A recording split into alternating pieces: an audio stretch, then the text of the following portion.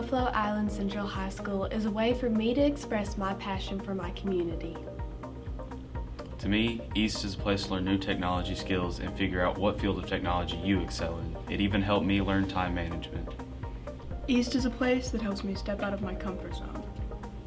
East is preparing me for a future career in technology. East is fun. East is an opportunity to help people. East is a place where I can express my creativity. East is a safe space where I can let my guard down and be myself. Our East program has been dedicated to keeping the Buffalo Island Museum relevant during the COVID outbreak because it is our best resource to preserve our local history and culture.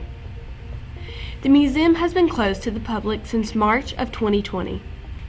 The museum committee expressed a desire for a resource that the public, as well as local educators, could use to teach younger generations about Buffalo Island. I've used Kula to create a 360 virtual tour of the museum. The tour links to videos that have been created in past years by East students where Buffalo Island citizens tell their personal stories of various artifacts. Brittany has designed an app using Thunkable that allows users to access all of the interactive exhibits that East students have produced and will eventually link the 360 virtual tour. Gavin has put together a scavenger hunt that teachers can use to encourage learning about our cultural heritage. At the beginning of this school year, we sent out letters to potential community partners telling them about our East program and asking if we could assist them with any problems. Miss Patsy, the librarian for the Monette Public Library, quickly responded. I met with Miss Patsy and found out that she has been concerned about the 8 to 12 age group who has stopped reading altogether. Other East students have also been working on this project. We've uploaded the book trailers to YouTube and created QR codes on bookmarks to display at our local public libraries, as well as school libraries. Other students are 3D printing bookmark holders for their display.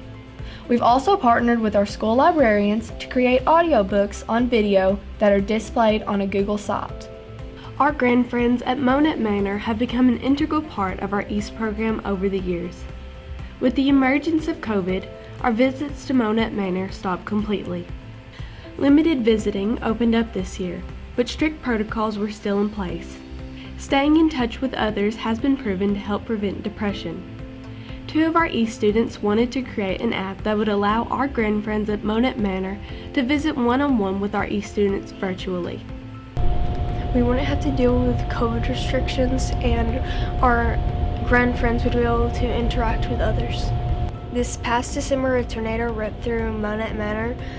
Now our grandfriends are scattered in nursing homes all across Northeast Arkansas. This app project takes on a new importance because it allows these residents to see a familiar face. The residents' families and friends could use the app to visit with them virtually since they are no longer as close as they once were. Students are using Thunkable to host a remote meeting feature as well as provide access to several originally designed games that would promote improvement in mental health and memory. Monette Manor has a resident that is blind and partially deaf, Mr. Larry Wilson. He faces barriers in his everyday life, one of these being using his remote for his smart TV. Last summer, I was working in activities at Monette Manor when I realized I was getting frequent pages to Mr. Wilson's room. He was having difficulty accessing his different TV apps. I had the idea of 3D printing a cover for his remote that labeled the various apps using Braille. This case would hopefully help Mr. Wilson gain a higher sense of independence when using his remote. Once school started, I began working with Jonathan and Jose on this project. Blender was used to design a remote case that had Braille translations above each button. The case needs to be printed with flexible filament to create a cover that will stretch over his original remote. We're having lots of struggles using the flexible filament, but we plan to continue working until this project is complete. Our drone group has faced one challenge after another with the field mapping project. They struggled initially getting the agrocam to work on our drone. Then they had to learn how to use the agrocam software. This past fall, we were finally able to successfully take pictures of a field and create an NDVI map. This particular field has had drainage issues that the farmer has tried to fix. The dark red on the bottom left side of the field is an area where the field holds water and the crops aren't as healthy there. Future plans for this project include partnerships with local farmers in our area. We also want to include a couple of junior high students so the project could continue through the years. We have battled with finishing our ESL project in recent years. Amber has dedicated herself to completing the welcome packet for students who enroll in our district who speak very little to no English. This packet includes a brochure introducing important aspects of our school with QR codes linked to videos in English and Spanish, as well as bilingual buddy cards. I'm proud to say that BIC will now be a more welcoming school for students who speak no English. 2 years ago, Brittany started working on a peanut receipts app after talking to her dad, who was a peanut farmer. He discussed his frustrations with the peanut receipts being lost after truck drivers drop off their load at the peanut receiving plant. She came to a stopping point when she couldn't find a way to store the needed information where it could be accessed. Since the beginning of the school year, she has started to work on the project again and has finally made some progress.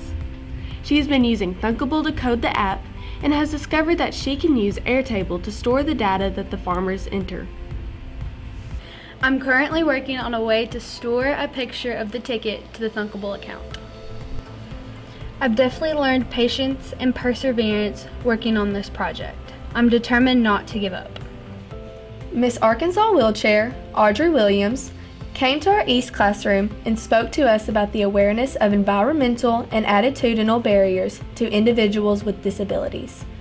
She expressed the need for a resource to determine how accessible a place is before actually going there. One group decided to create a survey using GIS Survey 123 that we've been publicizing. We hope to gather as much information as we can about ADA accessibility in places, not only around Buffalo Island but across Arkansas. Ms. Williams is speaking at a disability conference in April at Arkansas State University and plans to share the survey there as well.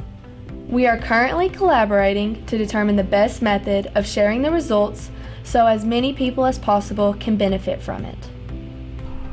Every year, our community looks forward to our annual Veterans Day program.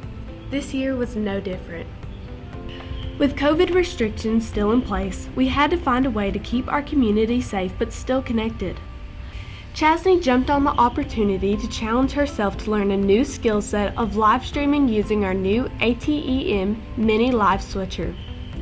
The video would transition between a speaker and a presentation as well as cueing to videos that were created by students.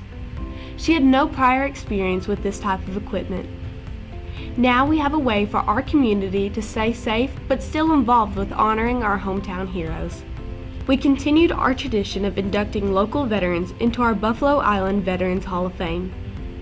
This year, we inducted Major General Thomas J. Kennett and Sergeant E5 Dick Pace. The Veterans Day program has allowed students to learn and understand the importance of serving your country and made students aware of different paths after graduation. Final Cut Pro was utilized this year to expand our technical skills in video production.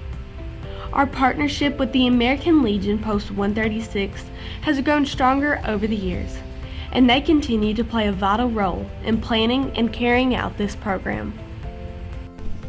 Students in East at Buffalo Island Central High School continue to learn and grow. We're incorporating technology and solving real-world problems as we build up our Buffalo Island community.